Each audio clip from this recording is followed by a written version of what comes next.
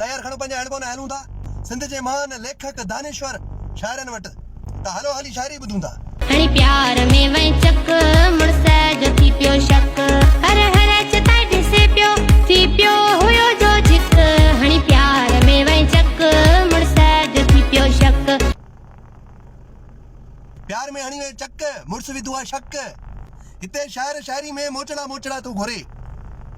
बहरहाल चुटिया पोइ सिंध में वधियल आहे केरु हाणे नथो माना छा त शाइरी लिखियसि ऐं वरी छा त सिंगर वठी आया आहिनि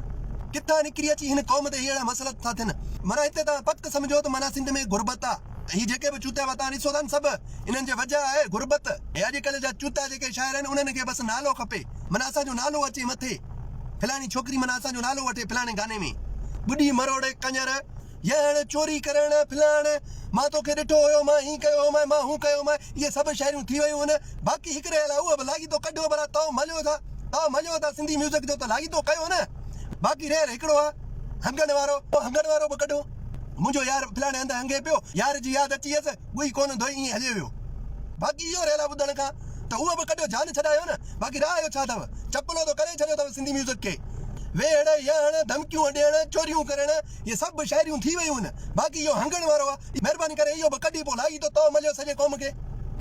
शर्म बि नाहे तव्हांखे गैरत बि नाहे तव्हांखे हीअ जेके अॼुकल्ह जूं तव्हां शाइरियूं ऐं अहिड़ियूं सिंगर ऐं वग़ैरह इहे चूता पे वारा तव्हां ॾिसो था न हीअ किथां शुरू थियो मां तव्हांखे ॿुधायां थो